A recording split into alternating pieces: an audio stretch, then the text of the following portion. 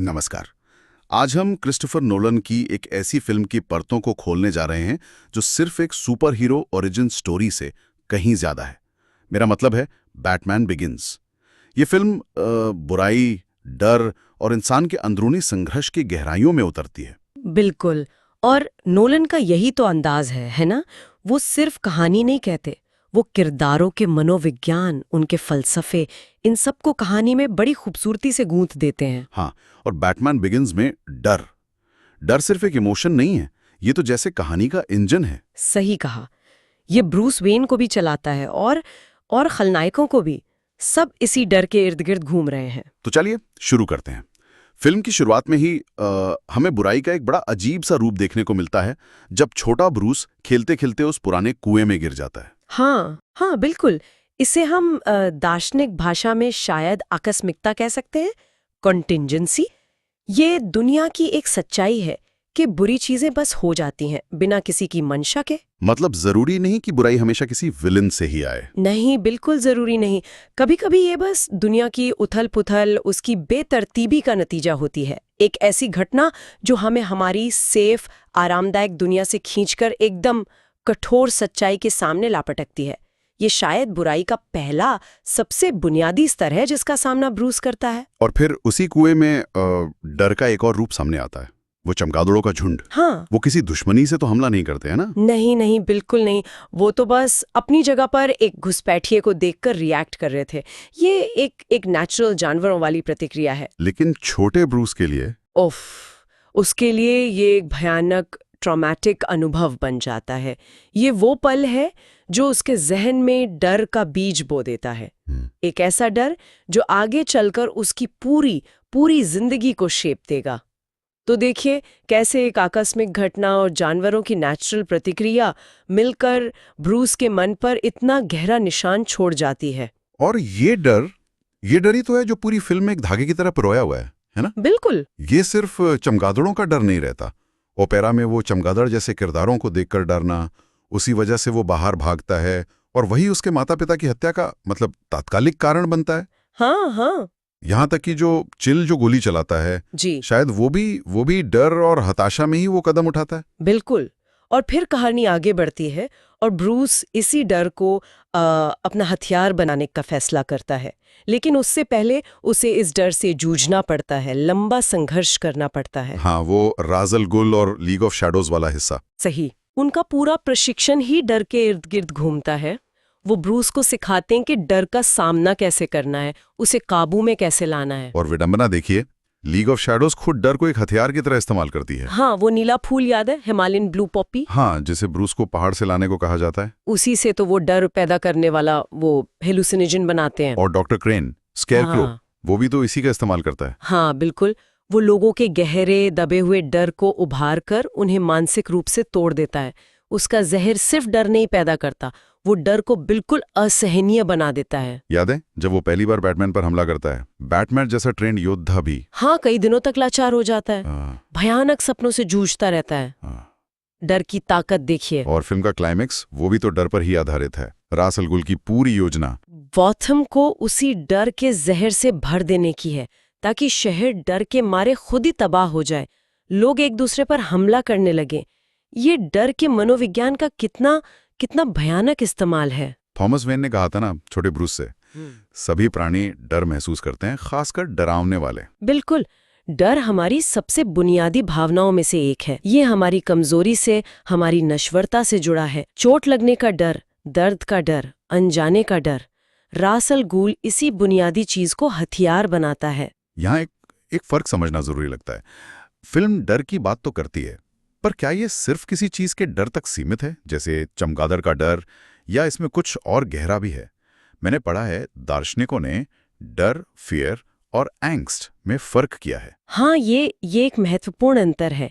कीरकेगार्ड और हाइडेगर जैसे विचारकों ने इस पर काफी सोचा है।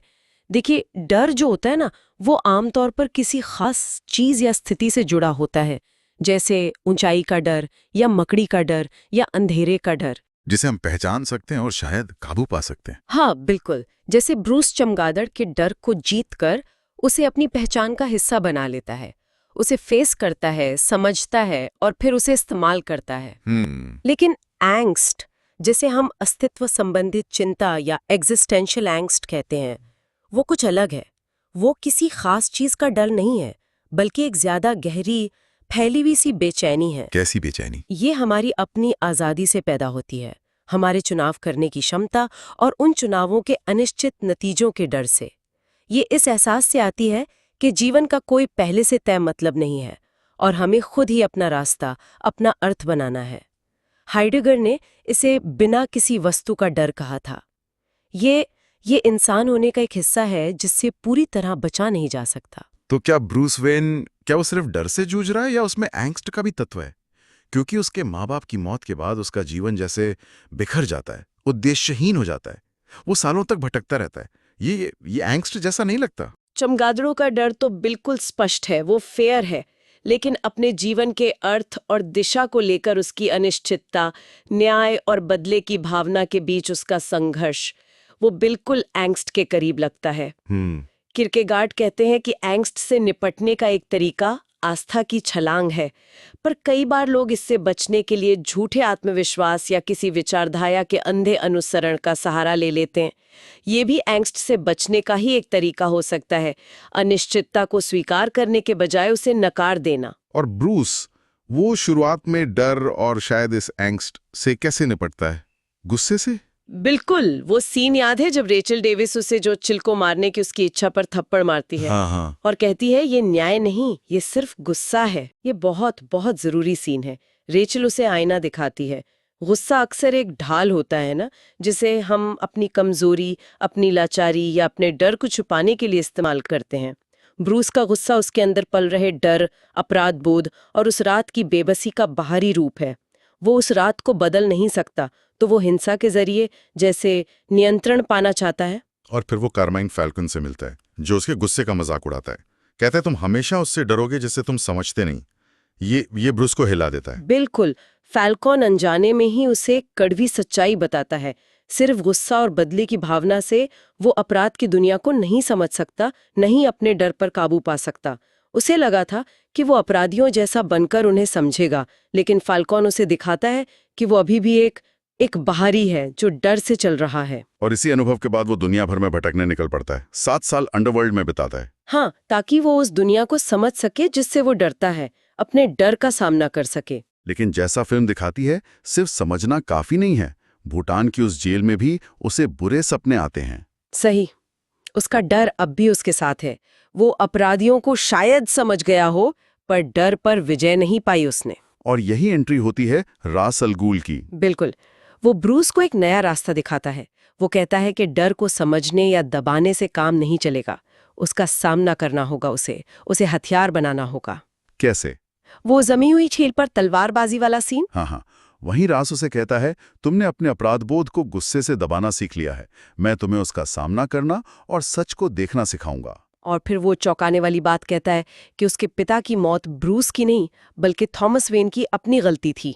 हाँ, क्योंकि थॉमस वेन ने उस वक्त कर्म करने से इनकार कर दिया था। कर्म करने की इच्छा ही सब कुछ है। ये लीग ऑफ शैडोज का मूल मंत्र है। अच्छा। उनका मानना है कि डर पर काबू पाने और न्याय लाने का एकमात्र तरीका है एक्शन लेना, सीधी कार्रवाई करना। हाथ पर हाथ धरे बैठना, निष्क्रियता उनके लिए सबसे बड़ा पाप है। ये बात ब्रूस का अंदर का गुस्से को जैसे एक दिशा देती है ना। थॉमस वेन शांत थे, पर ब्रूस गुस्सैल है। नोलन ने बैटमैन की फाइटिंग स्टाइल भी तो काफी आक्रामक रखी है। हाँ बिल्कुल, वो इस विल टू एक्ट को दर्शाती है, और ये एक हद तक मनोवैज्ञानिक रूप से सही भी लगता है। डर हमें पंगु बना सकता है, रोक सकता है। उससे बाहर निकलने के लिए कर्म करना, सक्रिय होना जरूरी है, जैसे फोबिया के इलाज में होता है। हाँ बिल्कुल। मरीज को धीरे धीरे डर वाली चीज का सामना करने के लिए प्रोत्साहित किया जाता है। निष्क्रियता डर को बढ़ाती है, कर्म उसे कम कर सकता है। लेकिन यहीं पर रास अल गूल और लीग ऑफ शैडोज की विचारधारा खतरनाक हो जाती है ना। उनका ये विल टू एक्ट, ये सिर्फ व्यक्तिगत डर पर काबू पाने तक सीमित नहीं रहता। बिल्कुल नहीं। यहीं वो फर्क आ जाता है। वो इसे एक सामाजिक और राजनीतिक हथियार बना लेते हैं। उनका मानना है कि समाज जब सड़ जाए, भ्रष्ट हो जाए, तो उसे नष्ट कर देना ही न्याय है। और इसके लिए वो किसी भी हद तक जा सकते हैं। किसी भी हद तक। रोम को लूटना, प्लेग फैलाना, लंदन जलाना, उनके लिए गौतम शहर भी वैसा ही एक नासूर है जिसे डर के जरिए मिटाना जरूरी है। यहाँ कर्म की इच्छा एक कट्टर, बेरहम विचारधारा बन जाती है, जहाँ लक्ष्य जो है वो साधनों को सही ठहरा देता है। वो न्याय के नाम पर खुद अन्याय करने लगते हैं। और इसी विचारधारा का टकराव हम फिल्म के क्लाइमैक्स में देखते हैं, उस मोनोरेल ट्रेन वाले सीन में। हाँ, रास अल गुल पूरी तरह कॉन्फिडेंट है कि वो जीतेगा।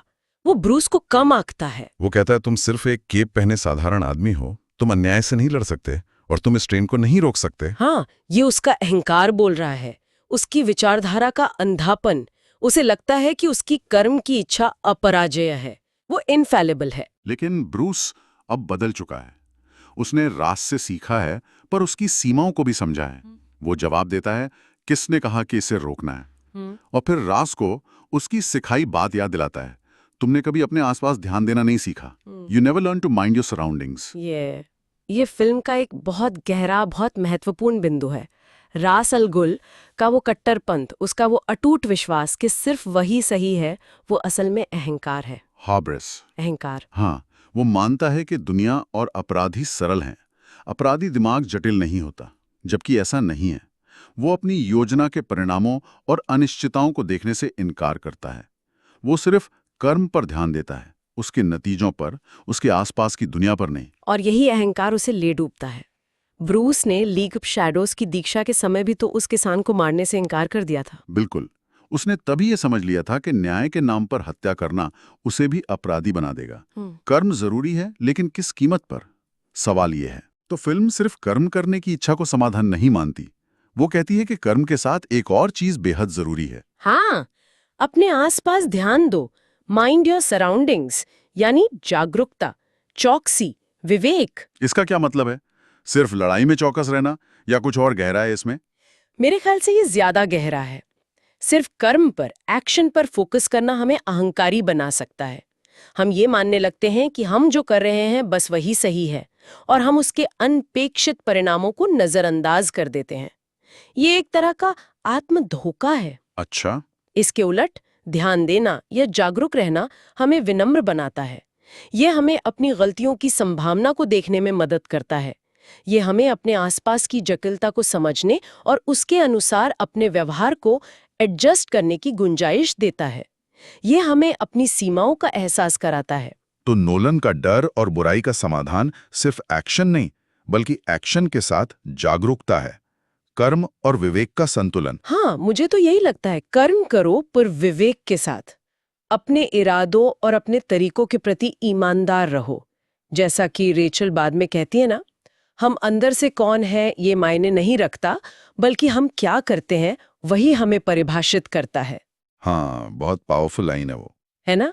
लेकिन ये करना अंधाधुंध नहीं होना चाहिए, क्योंकि आत्म धोखा अहंकार को जन्म देता है, और अहंकार, जैसा कि हम ग्रीक त्रासदियों से लेकर इस फिल्म तक देखते हैं, वो हमेशा विनाश लाता है। और इसीलिए रास अल गुल का अंत उसी ट्रेन में होता है जिसे उसने विनाश के लिए चलाया था। ब्रूस उसे मारता नहीं, बस बचाता नहीं है। बिल्कुल, वो रास को उसके अपने अहंकार और कर्मों के परिणामों का सामना करने देता है। जैसे कहते हैं ना, घमंड का सिर नीचा। तो संक्षेप में कहें तो बैटमैन बिगिंस ब्रूस वेन को बुराई के दो मुख्य रूपों से जूझते हुए दिखाती है। एक तो है सीधा प्रत्यक्ष डर, व्यक्तिगत फोबिया, असुरक्षा, दर्द का डर। और दूसरा है अहंकार, ह्यूब्रिस, जो अक्सर कर्म करने की बेलगाम इच्छा और जागरूकता की कमी से पैदा होता है। और ये अहंकार, क्या ये भी कहीं ना कहीं छिपे हुए डर का ही एक रूप है? जैसे लीग ऑफ शैडोज का ये मानना कि वो कभी गलत हो ही नहीं सकते, क्या ये उनके अपने मूल्यों पर सवाल उठने का डर नहीं दिखाता? अरे वाह, ये आपने बहुत अच्छी बात कही। हाँ, बिल्कुल हो सकता है। अहंकार अक्सर गहरे बैठे डर या असुरक्षा को ढकने का एक मैकेनिज्म होता है। अपनी गलती की संभावना को स्वीकार न कर पाना, खुद को हमेशा सही मानना, ये भी शायद अनिश्चितता और आलोचना के डर से ही उपजता है। ये आत्म धोखा है। और यही इस फिल्म की खूबी है कि ये बाहरी एक्शन और अंदरूनी मनोवैज्ञानिक संघर्ष को इतनी बारीकी से, इतनी समझदारी से जोड़ती है। ब्रूस की लड़ाई सिर्फ गॉथम के अपराधियों से नहीं है, वो अपने अंदर के डर और अहंकार की संभावना से भी लगातार लड़ रहा है। तो बैटमैन बिगिंस वाकई सिर्फ एक शुरुआत की कहानी नहीं है। ये डर, कर्म और जिम्मेदारी के जटिल रिश्ते पर एक विचारोत्तेजक नजर है। ये दिखाती है कि दुनिया में बुराई से लड़ने के लिए कर्म करना जरूरी है, एक्शन लेना जरूरी है। हाँ, निष्क्रियता कोई हल नहीं है। लेकिन बिना जागरूकता, बिना आत्मनिरीक्षण और नैतिक स्पष्टता के वही कर्म खुद एक बड़ी बुराई का स्रोत बन सकता है। बिल्कुल। और यहाँ एक अंतिम विचार मेरे मन में आ रहा है। बताइए। क्या डर पर काबू पाने की हर कोशिश में अहंकार का खतरा हमेशा छिपा रहता है? जब हम अपने डर का सामना करते हैं और कर्म करने का पक्का इरादा करते हैं, तो क्या हम हमेशा उस बारीक रेखा पर चलते हैं जहां साहस अहंकार में बदल सकता है? क्या निरंतर जागरूकता ही एकमात्र बचाव है, या संतुलन साधने का कोई और रास्ता भी है जिसे फिल्म या शायद जीवन हमें सुझाता है? या वाकई सोचने वाली बात है। इस विश्लेषण पर दर्शकों के क्या विचार हैं? क्या फिल्म के इन पहलुओं पर उन्होंने पहले गौर किया था? अपने विचार नीचे कमेंट्स में जरूर साझा करें। हाँ, जरूर। और अगर आपको ये चर्चा दिलचस्प लगी तो हमारे चैनल को सब्सक्राइब करना ना भूलें। अगली बार फिर मिलेंगे एक और विषय की ऐसी ही गहरी पड़ताल के साथ।